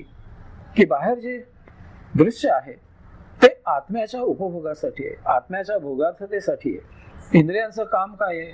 बाहेरचं दृश्य पाहायचं, विश्लेषण करायचं, आत्म्याला सांगायचं हे दृश्य आहे. मग आत्मप्रेरणा काय असते? की गतसंचित संपवण्यासाठी जर काही कृती करायची असेल तर ते देहाने इंद्रियांना आज्ञा देतं की कर कृती, मागचं संचित संपवून टाकू. किंवा देह जीवित ठेवण्यासाठी आवश्यक आहे कर कृती. आणि तिसरा प्रकार मी ते सांगतो, शांत बस. कळलं बाहेर काय आहे, बघितलं, चला पुढची गोष्ट. अशा प्रकारे आत्मचरण होतं नेहमी. परंतु चित्त तसं करत नाही, ते स्वतःच दृश्याचा उपभोग घेतं, कारण ते निरोधावस्थेत नसतं. म्हणून पतंजली सांगतायत की ही जी काही चित्ताची वृत्ती आहे त्या चित्ताच्या वृत्तीचा आपण उपयोग करून घेऊया. त्याचा फक्त तुम्ही निरोध करा, त्याला क्षीण करा, त्याची ताकद क्षीण करा, पण वृत्ती तशीच राहू दे, इतरत्र सारूप्य व्हायची. कारण चित्ताच्या वृत्तीमध्ये 2 परिणाम चित्तावर जे होतात की बाहेर जे काय पाहू त्यामध्ये ते रममाण होतं आणि त्याप्रमाणे ते वागायला सुरुवात करतं, त्याच्यावर स्वतःला परिणामित करून घेतं. हे जे त्याचे 2 छान गोष्टी आहेत त्या आपल्याला वापरायच्या आहेत. नाही तर काय होईल, त्याचं तुम्ही तसं केलं नाही तर मात्र विचित्र होईल, तुमच्यामध्ये भोग निर्माण होतील. एक राजा होता, त्याने एक नोकर नेमलेला होता की रात्री त्याने त्याचा बिछाना घालायचा. दररोज रात्री संध्याकाळ झाली की राजाचा बिछाना घ्यायचा, तो साफसूफ करायचा, गाद्या घालायच्या, पलंपोस, उषा, अभरे सगळं पांघरून जोडून ठेवायचं. पण हा जो नोकर होता ना तो रोज त्या बिछानाला मऊ मऊ मऊ त्याच्या हाताला स्पर्श व्हायचा आणि त्याला मोठी मौज वाटायची की आ हा हा, असं रोज व्हायचं. त्याच्या मनामध्ये किती मऊ मऊ बिछाना आहे, बिचारा बाहेर राहायचा कुठेतरी, झोपायला जेमतेम जमीन एखादं तरट टाकून झोपणारा मनुष्य, म्हणायचं आपल्या हाताला इतका मऊ मऊ स्पर्श होतो, याच्यावर जर झोपलं तर अख्ख्या अंगाला काय सौख्य मिळेल, असं रोज त्याच्या मनात यायचं. आणि एक दिवस तसंच होतं, हे विचार मनामध्ये येऊन येऊन हळूच बघतो की जरा बघावं कसं वाटतं. पण तो बिछाण्यावर आडवा होतो आणि त्याला इतकं बरं वाटतं मऊ मऊ बिछाण्याचं की त्याला झोप लागते. रात्री राजा येतो, बघतो तो घोरत पडलाय, नोकर सैनिकांना बोलावतो, त्याला बंद करून टाकतो. दुसऱ्या दिवशी न्यायाधीश त्याला सगळ्या शरीराला फटक्यांचं सौख्य देतात, ती गोष्ट वेगळी, नोकरी जाते. हे चित्त आपल्याला अशा प्रकारे उपभोगांकडे नेणार आहे. पण जर त्याला योग्य मार्गी लावलं, सामंजस्य निर्माण केलं, तर ते तितकंच उपयुक्त आहे. उदाहरणार्थ दोन व्यक्तीमध्ये, संसारामध्ये, कुटुंबियांमध्ये, समाजामध्ये, देशामध्ये, विश्वामध्ये, कुठेही जर दोन गोष्टींचं योग्य प्रकारे मिलन झालं तर त्यांचा कारभार उत्कृष्ट होतो. सुजलाम सुफलाम सगळीकडे होतं, सगळीकडे सौख्य येतं. दोन जीव जर एकत्र आले, 4 दिवस सासूचे 4 दिवस सुनेचे, असं जर छान वातावरण असेल तर घरामध्ये आनंदाचं वातावरण राहतं. कुठेही झगडा नाही, काही नाही. पण जर चित्ताला मोकळं सोडलं तर मात्र महाबिकट अवस्था होते. त्या घरामध्ये फक्त कलह निर्माण होतो. आणि जर तसं नसेल तर तमोगुण नष्ट होतो, रजोगुणाला मुरड पडते, सत्वगुण उफाळून येतो आणि हळूहळू आपण गुणातीत होतो. हे सहज शक्य होतं. पण या दोन्हीमध्ये आपल्याला ते समन्वय साधता आला पाहिजे. आणि त्यासाठी चित्ताच्या ह्या दोन ज्या वृत्ती आणि त्याच्या ही दोन लक्षणं जी आहेत, की एखाद्या दृश्यामध्ये रममाण व्हायचं आणि त्याप्रमाणे परिणामित व्हायचं, या दोनचा आपण उपयोग करून घ्यायचा. कसा ते आपण पाहणार आहोत. त्यासाठी 3 गोष्टी आपण ज्या पाहिल्या त्या सतत लक्षात ठेवायच्या. पहिली गोष्ट म्हणजे चित्ताची दृश्याने प्रभावित होणारी वृत्ती आहे.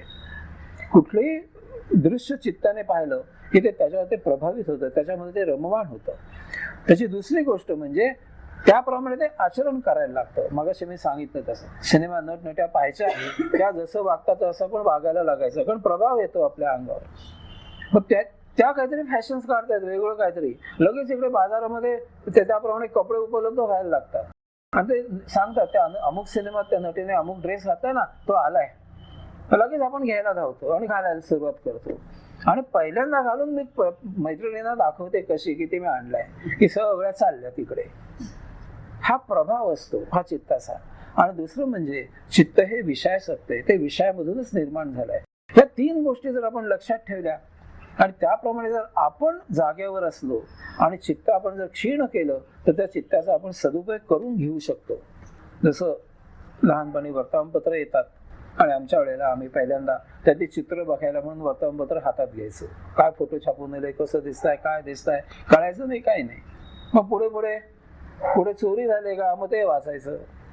कधी आपल्या आजोळचं गाव, आपलं गावाचं नाव छापून आलं कोणी म्हटलं की ते वाचायचं. हळूहळू गोडी लागते आणि हळू आपण बातम्या वाचायला लागतो, गोडी लागते त्या विषयाची. तसं आपल्या चित्ताला द्यायचं. भौतिक विषय चालू राहते, त्याला क्षीण करायला कसं लागायचं, तर एखादा आध्यात्मिक विषय हळू सोडून द्यायचा त्याच्यावर. घरामध्ये वातावरण निर्मिती करायची. मुलं आपोआप रोज घ्यायला लागतात की एवढं काय आई बाबा करतात दर शुक्रवारी तिथे बसून, आई जाते तरी कुठे, काय करते ग तिथे तू, बघायचं चल माझ्याबरोबर एक दिवस, चल जास्त नको. कुठेतरी काहीतरी हळूहळू त्या चित्ताला चुचकारून घ्यावं लागतं. तसे भौतिक विषय काही बदलायचं नाहीत आपण. हळूच एखादा विषय त्याला अध्यात्माचा दिला तर ते चित्त त्याच्यामध्ये रस घेतं. मग एखादा तुम्ही भौतिक विषय जर बंद केला आणि त्याला सांगितलं आज इकडे नको इकडे जाऊया आपण, तर ते येतं. जर अगोदर तशी साधना आणि उपासना केलेली असेल तर ती मोठी होते. असंच नव्हे आज उठून उद्या काहीतरी सांगितलं तुम्ही तर कोणी काय ऐकणार नाहीये. तुमचं ते तरुण मंडळी तर मुळीच लक्ष देणार नाहीये. त्यासाठी ती गोडी आवडी अगोदर निर्माण व्हावी लागते. पण तरी सुद्धा चित्त रममाण होत नाही आपल्याला पाहिजे त्या जागी. मग त्याला अशा प्रकारे आपण आचरणात आणायला लागतो. मग एखादा आपण सत्संग आयोजन करतो, एखादा समारंभ आयोजित करतो. आपण करतो आता गुरुपौर्णिमा तुम्ही करता, नंतर गोकुळाष्टमी करतो, गीता जयंती करतो, अजून उद्या एखादा कार्यक्रम करू शकू आपण की जेणेकरून लोक एकत्र येतील. मग त्याप्रमाणे येणारे जे लोक आहेत इथे नेहमी न येणाऱ्यांपैकी त्यांना कुठेतरी आत उपरिती होते की अरे काहीतरी इथे चालतं बरं का, बघूया तरी एखाद दिवशी जाऊन. मग ते येतात. त्याच्या भौतिक गोष्टी की आपण बंद करत नाहीत. हळूहळू आवड आणि गोडी लागते, हळूहळू संख्या वाढत वाढत जाते की हा विषय का, चला आपण बघूया, ऐकूया अजून काय म्हणतायत. चित्ताला असं चुचकारून घ्यावं लागतं. आणि म्हणून योगाधिराज पातंजलीने चित्ताच्या वृत्तींचा नाश करायला सांगितलेलं नाही, त्याचा निरोध करायला सांगितलाय, त्याला योग्य विषयाकडे वळवायला सांगितलंय. अशा प्रकारे आपण आतापर्यंत 4 सूत्र पाहिली. पहिलं सूत्र जे होतं ते प्रास्ताविक होतं, अथ योगानुशासन. दुसरं, तिसरं आणि चौथं ही जी 3 सूत्र आहेत तर सांख्य योग होता. संपूर्ण हा जो योग विषय आहे त्याचं शास्त्र त्याने आपल्याला सांगितलं या 3 सूत्रांमधून. योग चित्तवृत्ती निरोध आहे पहिलं सांगितलं, चित्तवृत्तींचा निरोध करा. तदा द्रष्टु स्वरूप स्थान, द्रष्टू त्याच्यामध्ये स्वस्वरूपात अवस्थित होतो आणि वृत्ती सारूप्य मित्रत्र, अशी 3 सूत्र त्यांनी सांगितली. हे सगळं योग सूत्राचं सांख्य सांगितलं. हा सांख्य योग म्हणा तुम्ही पाहिजे तर. सगळं शास्त्र समजावून दिलं तुम्हाला की तुमचा कार्यक्रम काय आहे. पहिल्यांदा प्रास्ताविक केलं आणि सांख्य सांगितलं 3 सूत्रांमधून की तुमचा कार्यक्रम आहे की चित्तवृत्तींचा निरोध करा. तो निरोध केला की तुम्हाला तुमचे जे भोग आहेत नवीन ते पहिले होणं बंद होईल, संचित संपायला लागेल आणि समोरचं द्वार कधी उघडताय याची तुम्ही फक्त प्रतीक्षा करायची. इतक्या अवस्थेला तुम्ही याल. आता इथून पुढे 5व्या सूत्रापासून ते यासाठी जे ज्ञान आहे ते ज्ञानयोग आपल्याला प्रदान करणार आहेत. ते शेवटपर्यंत समाधीपाद 91व्या सूत्रापर्यंत, आणि मग समाधीपाद हा कर्मयोग, मग कर्मयोग घ्यायचा. हा पहिल्यांदा आपण जो आहे पतंजली मधला हा आपला जो आहे हा समाधीपाद आहे. आपल्याला सगळं ज्ञान देणार आणि मग साधनपाद, प्रत्यक्ष कृती काय करायची ते आपल्याला सांगणार. हे ज्ञानयोग आणि मग कर्मयोग, प्रत्यक्ष आचरण, आणि मग पुढे सिद्धी आणि मग कैवल्य, अशी त्याची योजना केलेली आहे. सूत्र क्रमांक 5, वृत्तया पंचतय्या क्लिष्ट अक्लिष्टा. चित्ताच्या 5 वृत्ती आहेत. या वृत्ती दुःख देणाऱ्या किंवा दुःख न देणाऱ्या आहेत. ते काय सांगतायत बघा. वृत्तया पंचतय्या, ह्या चित्ताच्या आपल्या ज्या वृत्ती आहेत त्या 5 प्रकारच्या आहेत. क्लिष्ट अक्लिष्ट. त्या क्लिष्ट म्हणजे दुःख देणाऱ्या आहेत किंवा अक्लिष्ट म्हणजे दुःख न देणाऱ्या आहेत. क्लिष्ट वृत्ती म्हणजे दुर्बोध, समजायला अवघड, आपल्याला दुःख देणाऱ्या, आपल्याला नको असलेला किंवा करू नये अशा वृत्ती. आळसात पडून राहायचं, व्यसनाधीन व्हायचं, रिपूच्या आहारी जायचं, उन्हाळक्या करायच्या, सिनेमा पाहत असायचं, व्यसनं करायची, हे सगळ्या क्लिष्ट वृत्ती आहेत. हे अतिशय घातक असतात, आपलं जीवन उद्ध्वस्त करतात. असा जिथे समाज असतो तिथे सगळा समाज पोखरून जातो, राष्ट्राला घातक असतात अशा वृत्ती. दुसऱ्या ज्या वृत्ती आहेत त्या अक्लिष्ट वृत्ती आहेत. अक्लिष्ट म्हणजे आपल्याला पाहिजेत तशा सत्वगुणी, फार तर रजोगुणी असतील त्या, पण त्या कराव्या अशा आहेत. ते चांगले आहेत कर्म, देह जीवित ठेवणारे आहेत, राष्ट्राला उन्नती करणारे आहेत, समाजाची उन्नती करणारे आहेत, आपली उन्नती करणारे आहेत, कुटुंबाची उन्नती करणारे आहेत, की ज्या कराव्यात, अशा वृत्ती आहेत त्या. क्लिष्ट आणि अक्लिष्ट या दोन्हीचा संगमही असू शकतो. एकच एक वृत्ती ती एखाद्याला क्लिष्ट असेल, दुसऱ्याला अक्लिष्ट असेल, असं असू शकतं. किंवा एकच एक वृत्ती आपल्याला अक्लिष्टातनं क्लिष्टात नेऊ शकते, सुखातनं वैतागात दुःखात घेऊन जाते, दुःखातनं सुखात आणून ठेवते. हे एकमेकात बदल होऊ शकतो, क्लिष्ट अक्लिष्ट एकमेकात. म्हणजे बघा त्यांनी काय सांगितलं, चित्ताच्या अनेक वृत्ती आहेत, अनेक असंख्य वृत्ती आहेत, प्रत्येक माणसाच्याच वृत्ती आहेत. तुम्ही यादी करायला गेला तर तुम्ही करू शकणार नाही पूर्ण यादी कधीही, पण त्याची वर्गवारी पातंजलीने बरोबर 5 भागात केलेत. त्या 5 भागात तुमच्या सगळ्यांच्या वृत्ती, हे जे की आपण विश्वामध्ये काय किती 8 कोटी लोक आहेत ना जेवढे, ते सगळ्यांच्या वृत्ती या 5 प्रकारात मोडणारे आहेत. 5 मुख्य प्रकार त्यांनी सांगितले. आणि या 5 ज्या वृत्ती आहेत त्याची लक्षणं मात्र 2च आहेत. एक तर दुःख देणारा असेल किंवा दुःख न देणारा असेल, अशा 2 त्यांनी सांगितली. पण ह्या वृत्ती मात्र दुधारी आहेत. त्या कसे एकमेकात बदलत असतात. क्लिष्ट कधी अक्लिष्ट होते, अक्लिष्ट कधी क्लिष्ट होते, आपल्यालाही पत्ता लागत नाही बऱ्याच वेळेला. आणि वृत्ती मात्र मोठी पाहण्यासारखी आहे. एकदा एका गावामधले सर्व जाती धर्माचे लोक कंटाळले, पोट कसं भरायचं प्रश्न निर्माण झाला. मग शेवटी त्यांनी ठरवलं आपण बोटीत बसायचं आणि जिथे बोट नेईल तिकडे जायचं, नशीब आजमावायचं आपण. बघा नशीब काय म्हटलंय ते बघूया, नाहीतर इथे उपाशीच मरतोय आपण. ते बसतात एका बोटीत आणि जातात. बोट जाईल तिकडे जाईल, आपण काही ठरवायचं नाही. दुर्दैवाने ते वाटेमध्ये त्यांची बोट कलंटे, सगळे समुद्रात पडतात कसे बसे पोहत पोहत किनाऱ्याला लागतात सगळे. माहित नाही, नवीन प्रदेश, नवीन माणसं, नवीन भाषा, काहीच माहिती नसतं. हे तर सगळे तिथे आलेले सगळे काहीच नाही जवळ, थोडक्यामध्ये काय निर्वासित असल्यासारखे येतात त्या गावामध्ये. गावकऱ्यांना दया येते, ते त्यांची गोष्ट ऐकतात सगळे. परत जायचा मार्ग नसतो. मग गावकरी म्हणतात, ठीक आहे तुम्ही किती जण आहात? ठीक आहे, प्रत्येकाला ते 2-2 गुंठे जागा देतात. मग त्यांची वृत्ती कशी उफाळून येते पहा. त्याचे जे शेतकरी बंधू असतात ते त्या 2 गुंठे जागेची मशागत करतात, एक छोटस शेतघर बांधतात, बी बियाणं आणतात तिकडनं कुठेतरी उसनवारी मागून, आणि शेत पेरायला घेतात. की पेरायचं, पीक काढायचं, विकायचं आणि गुजराण करायची.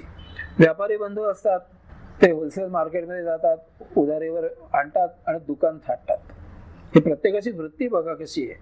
अण्णा बंधूंपैकी एक जण कडकट्ट करायला टायपिस्ट म्हणून नोकरी पकडतो, दुसरा इडली डोश्याचं दुकान काढतो. फेटेवाले एक ड्रायव्हर म्हणून नोकरीला लागतो, दुसरा वाहन दुरुस्ती करायला सुरुवात करतो. पण गणुगणा मात्र त्यांना मिळालेली 2-2 गुंठे जागा, मधलं कुंपण 1 इंच इकडे झालाय का तिकडे झालाय यावरून वादविवाद करत असतात. आणि कोर्टात जायची तयारी असते यासाठी. प्रदेश कुठला, आपण कुठले, आपण कशाला आलोय. अशा या माणसाच्या वेगवेगळ्या वृत्ती असतात आणि या वृत्ती माणसाच्या कच्छपी लागतात, त्या त्याला सोडत नाहीत. तुम्ही कुठेही जा, त्या वृत्ती उफाळूनच येतात. आणि म्हणून योगाभ्यासाने, सत्संगाने, अध्यात्माच्या अभ्यासाने याला भौतिक विषय जो आहे, भौतिक जे ज्ञान आहे ते अजिबात उपयोगी पडत नाही, उलट ते त्रासदायक होतं. एखाद्या ठिकाणी तुम्ही जाता संस्थेमध्ये, तुम्हाला कायद्याचं ज्ञान असतं, त्या संस्थेमध्ये काहीतरी घडत असतं आणि तुम्हाला कळतं हे बेकायदेशीर आहे, तुम्हाला चैन पडत नाही, आतनं तुम्ही बोलता की असं कसं तुम्ही करताय. ह्या ज्या वृत्ती आहेत ह्याला भौतिक ज्ञान उपयुक्त पडत नाही, त्याला अध्यात्मच लागतं, सत्संगच लागतो, त्यामध्येच रममाण व्हावं लागतं. मन हे नेहमी आरशासारखं स्वच्छ असावं लागतं. जसं समोर असेल तसं दिसायला पाहिजे. तुमचा चेहरा जसा आहे तसा आरसा दाखवतो, स्वच्छ जसं असेल तुम्ही तसं. पण पुढची गोष्ट आरशाची महत्वाची अतिशय अशी आहे की तुम्ही आरशापासून दूर गेला की आरसा पुन्हा स्वच्छ होतो. हे अतिशय महत्वाचं आहे. तुम्ही एखादा प्रसंग उपभोगलात, तो उपभोगून झाला की तो स्वच्छ झाला पाहिजे तुमच्या मनामधनं. त्याच्या स्मृतीने राहता कामा, उमाळ्याने राहता कामा. अरे अरे काय छान होतं हो, गेलो की हो आता नाही परत भेटणार, असं नाही होता कामा. आला आला, घेतला, विषय मिटला, संपलं. आरशासारखं स्वच्छ आणि आरशापासून दूर गेल्यानंतर ते शून्य करून टाकणारी वृत्ती असावी लागते. अशा प्रकारे त्याचा निरोध व्हायला पाहिजे. हे पातंजल ऋषी महामोठे आहेत. त्याचं कारण असं आहे, हे सांगताना त्यांनी काय सांगितलं ही वृत्ती क्लिष्ट किंवा अक्लिष्ट असतात. क्लिष्ट म्हणजे दुर्बोध, दुःख देणाऱ्या, त्याच्या विरुद्ध त्यांनी अक्लिष्ट म्हणजे दुःख न देणाऱ्या सांगितलं. त्याने असं नाही सांगितलं की काही वृत्ती सुख देणाऱ्या आहेत, काही वृत्ती दुःख देणाऱ्या आहेत. हे तर सहज सांगू शकले असते, पण ते सांगतायत अतिशय महत्वाचं आहे. वृत्ती तुम्हाला एक दुःख तरी देतील किंवा दुःख देणार नाहीत. त्याचा अर्थ तुम्हाला आनंद त्या कधीही देणार नाहीत. कुठलीही वृत्ती असू दे तुमची, ती तुम्हाला शेवटी कुठे ना कुठेतरी दुःखातच नेऊन ठेवणार. श्रीमंत पेशवे होते, ते पेशवेच ते. बायांना आले की मोजे काढायला एक नोकर असायचा, पाय धुवायला एक नोकर असायचा, आणि तिसरा नोकर कशाला असायचा, पायावर पाण्याची धार धरायला. मोठे पेशवे. तर पाण्यावर धार धरणारा एक त्याने मुलगा नेमलेला होता, वय वर्ष 7-8 वर्षाचं. आणि एक दिवस पायावर धार धरताना त्याची धार जमिनीवरच जाते, पायावर पडतच नाही. पेशवे रागावतात, चिडतात. मुलाला म्हणत, काय रे लक्ष कुठे आहे तुझं, धार धरवत नाही का पायावर नीट. तो मुलगा असतो बिचारा प्रामाणिक, वय वर्ष 7-8 वर्षाचं, अतिशय अजाण असतो, निरागस असतो. तो म्हणतो की माफ करा श्रीमंत, पण तुमच्या कानात जी हिऱ्या मोत्याची अशी जी भिगवाडी आहे ना, तिकडं माझं लक्ष गेलं आणि म्हणून ही धार चुकली. पेशवे म्हणतात, अरे त्यासाठी लायकी लागते आणि ती सदा सिद्ध करावी लागते. आता लहान मुलाला असं बोलणं खरं बरं नाही ना, त्याच्या मनावर परिणाम होतो. तो मुलगा तांब्या तिथेच ठेवतो पाण्याचा आणि म्हणतो नमस्कार, नोकरी सोडून देतो, घरी जात नाही, तसाच काशीला जातो. जुना काळ तो पेशवाईच्या वेळचा. काशीला जातो, माधुकरी मागतो जिकडे तिकडे आणि ज्ञान संपादन करतो. आणि आता हा मुलगा छोटा राहिलेला नाहीये, तो व्युत्पन्न पंडित, शास्त्री पंडित झालेला आहे, मोठा झालेला आहे. तिथनं उठतो आणि सरळ पेशव्यांच्या समोर उभा राहतो येऊन, मला ओळखलत का? 8 वर्षाचा असताना तुमच्याकडे मी पाण्याची धार धरायला होतो तुमच्या पायावर, तुम्ही असं असं बोलला होता, मला भिगवाडीवर लक्ष गेलं म्हणून तो मी असं असं शास्त्र शिकून आलोय, मी माझी लायकी सिद्ध केली, आता बोला. पेशवे म्हणतात बरोबर आहे, त्याला नोकरी देतात ते त्याच्या लायकीची.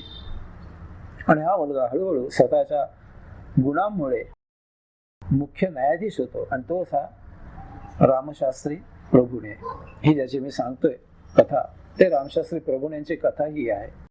ते मुख्य न्यायाधीश होतात. बघा, त्यांनी भिगवाडीवर लक्ष गेलं पेशव्यांच्या, ही त्यांची वृत्ती तयार झाली की मला अशी भिगवाडी पाहिजे कानामध्ये. ही वास्तविक त्यावेळेला क्लिष्ट वृत्ती होती.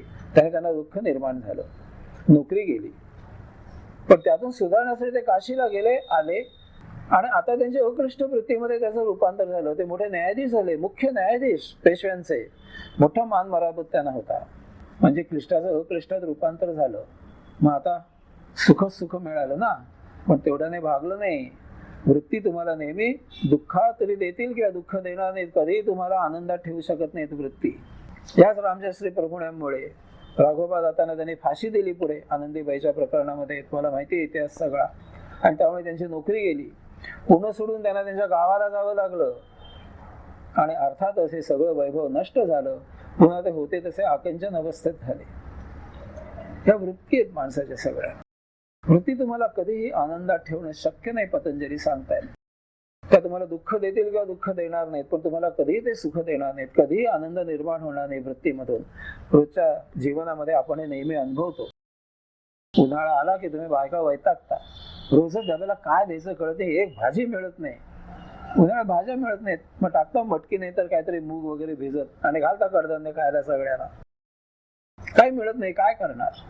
बरं, पावसाळ्याला भाज्या मिळायला लागतात, तरी सुद्धा कुरबुर आहेच, सगळ्यात चिखल नसतं भाजी, म्हणजे किती साफ करायची ती, निवडता वैताग येतो. सुख, आनंद, समाधान हे मिळवावं लागत नाही, ते आपल्यात असतंच. आपण दस्तूरखुद्द आनंदाचे झाड आहोत, पण ते झाड आहोत हे आपण ओळखत नाही कधीही. आणि त्यामुळे आपण नेहमी दुःखाच्या वृत्तीच तयार करत असतो स्वतःमध्ये. आनंदाने आपलं सगळं जीवन भरलेलं आहे, पण त्याच्याकडे पाहायची जी वृत्ती आहे ती वृत्ती आपल्याकडे नाहीये. आनंदी वृत्तीच नाहीये आपल्याकडे, की ठीक आहे भाज्या नाही मिळायला, कडधान्य तरी आहेत ना आपल्याकडे, खाऊ शकतो.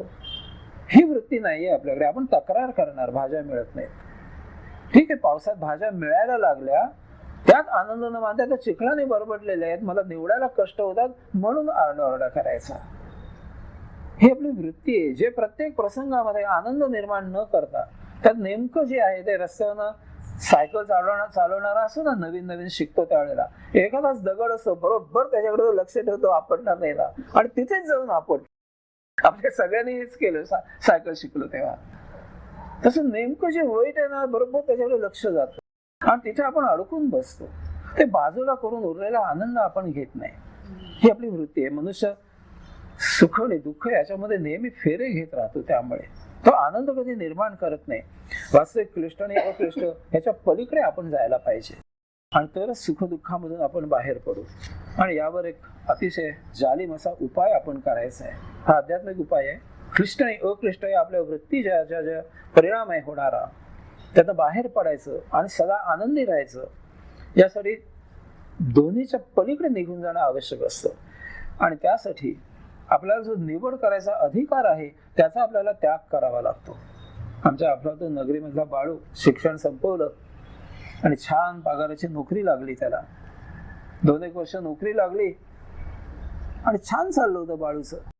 आई वडील शेवटी कुजबूज सुरू झाली की आता सुनबाई आणायला हव्यात. वडील म्हणतात बाळूच्या कानावर घाला, त्याने कुठे काय जमवलंय का अगोदर विचारा. आई त्याप्रमाणे त्याला म्हणते. बाळू म्हणतो, अहो मी कुठला जमवतोय, तुम्ही जमू नका, मला लग्नच करायचं नाही, मला त्या कटकडीतच पडायचं नाही, मला लग्न करायचंच नाहीये. आई वडील म्हणतात सगळीच मुलं अशी म्हणतात, लग्न करायचं नाही, लक्ष द्यायचं नाही. मग ते जाहीर करतात की यंदा कर्तव्य आहे. मग पत्रिका यायला लागतात, मुली पाहायला सुरुवात होते. मग बाळूला सांगण्यात येतं आज अमुक ठिकाणी जायचंय बरं का. बाळूचं नाही, ऑफिसमध्ये फार काम आहे, आज मला नाही जमणार, उशीर आहे, नाही जमणार नाही. तो कसंही करून नाही करत असतो. मग त्याला ते बरोबर रविवारी सुट्टीच्या दिवशी पकडतात आणि घेऊन जायला लागतात मुली बघायला. आता बाळूपुढे मला प्रश्न निर्माण होतो की हे जे काही क्लिष्ट काम आहे त्याचं बाहेर कसं पडायचं. कारण आई वडिलांना ते क्लिष्ट काम आहे, सुंदर कधी येईल असं त्यांना झालंय घरामध्ये, आणि याला क्लिष्ट काम झालंय की मला लग्नच करायचं नाहीये. अचानक मुली बघायचा कार्यक्रम आई वडील ठेवायला लागतात. आता काय करायचं. मग बाळूला अध्यात्म उपयोगी पडतं. हे जे पतंजल सांगतायत की निवड करायचा अधिकारच सोडून द्या. आपल्याला अधिकार नक्की आहे. एखादं दृश्य आपण पाहिलं की त्याची निवड करायची का निवड करायची नाही हा आपल्याला अधिकार आहे. हा प्रत्येकाला अधिकार आहे. एखादी वस्तू तुम्हाला बघितली, तुम्ही ती खरेदी करायची की नाही हे तुमच्या हातात आहे. कोणी तुम्हाला सक्ती नाही करू शकत. एखादी वस्तू वापरायची का नाही हा तुमचा अधिकार आहे. तुमच्यावर कोणी सक्ती नाही करू शकत. एखादा पदार्थ खायचा का नाही हा तुमचा अधिकार आहे. आवड निवड हा अधिकार तुमचा आहे. हा अधिकार तुम्ही गाजवायला पाहिजे, तर तुम्ही क्लिष्ट आणि अक्लिष्ट याच्यामधनं बाहेर पडू शकाल. मग बाळूने काय केलं. मुलगी पसंत करणं हा त्याला जो अधिकार आहे त्याचा आई वडिलांचा अधिकार नाहीये. शेवटी लग्न त्याला करायचं आहे. हा त्याचा अधिकारच त्याने सोडून दिला. मग काय व्हायला लागलं. अचानक मुलगी बघायचा कार्यक्रम ठरवला. या अजिबात कारण द्यायचं नाही, व्यवस्थित आनंदाने उपस्थित राहायचं. आणि ते कार्यक्रम तिथे सुरू झाला. आणि मग बाळूला म्हणायचे आपल्याला काही विचारायचं तर विचारा. ते सासरे बघ विचारे होणारे मुलीचे वडील ते असेच सांगतात ना, आपल्याला काही विचारायचं विचारा. हा मग तो त्या मुलीला भगिनी म्हणायचा आणि आपली ती बहीण आहे असं तिच्याशी गप्पा मारायचा. मग तुझी आवड निवड काय आहे नवऱ्याविषयी. माझा एक मित्र आहे बरं का, तो बहुतेक तुझ्या पसंतीचा दिसते, तुला कसं पाहिजे तसं आहे. मी त्याला सांगतो. त्याला मग तो वडिलांना सांगायचा माझ्या मित्राला हिची पत्रिका नेऊन द्या, हिच्या आवडीनिवडीत बसणार आहे. भर समारंभामध्ये अचानक त्याच्या आई वडिलांना काय होणार. त्याने बाळूला मुली बघणं सोडून दिलं. बाळूने निवड करायचा अधिकारच त्याग करून टाकला. क्लिष्ट अक्लिष्ट याच्या पलीकडे तो निघून गेला. तसं आपल्यामध्ये आनंदाचा झरा, आनंदाचं झाड जे आहे ते जर तुम्हाला जोपासायचं असेल, ते जर वाढवायचं असेल, तर तुम्हाला हा जो तुमचा अधिकार आहे त्याचा त्याग करावा लागेल. तुम्हाला अधिकार आहे. काय अधिकार आहे. बाजारातून भाजी आणायची, भाजी नाही मिळेल तर कडधान्य करायची, हा तुमचा अधिकार आहे. तुम्ही त्याचा त्याग करा. जे आहे ते शिजवा आणि खा. तुम्ही आनंदी राहाल. तक्रार करायचं कारण काय. काहीच नाही. तुम्हाला अधिकार आहे भाजी आणायची, चिखलाची. आणा नाही तर आणू नका, आणली तर तक्रार करू नका. हा अधिकार जो आहे आपल्याला, या अधिकाराचा आपण त्याग करून टाकायचा.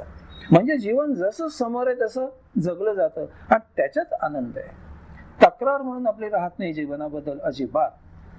जसं सांगितलं की मन ही क्रिया आहे, हे जसं लक्षात ठेवायचं आहे, तसं आपला आनंद आपण हिरावून बसतो. ते आपला जो अधिकार आहे आवडी निवडीचा तो आपण गाजवतो, म्हणून सुख दुःखात पडतो. आणि हा आपला अहंकार जो आहे तो आपल्याला हा जो आपला अधिकार आहे त्याचा त्याग करू देत नाही. तिथे सगळा प्रश्न निर्माण होतो. असं कसं. तुला वापरायचं आहे, तूच ठरवायला पाहिजे का नाही. असं कसं म्हणून चालेल. तुम्ही घ्याल तसं आण, वापरेन मी, असं नाही सांगून चालणार. हा जो तुमचा अधिकार आहे, हा जो तुम्ही त्याग केलात, तर सुख दुःखाच्या पलीकडे तुम्ही आनंदामध्ये राहाल. आणि म्हणून या चित्ताच्या ज्या वृत्ती आहेत त्या 5 वृत्ती काय आहेत त्या आपण आता पुढील सूत्रामधून पाहायच्या.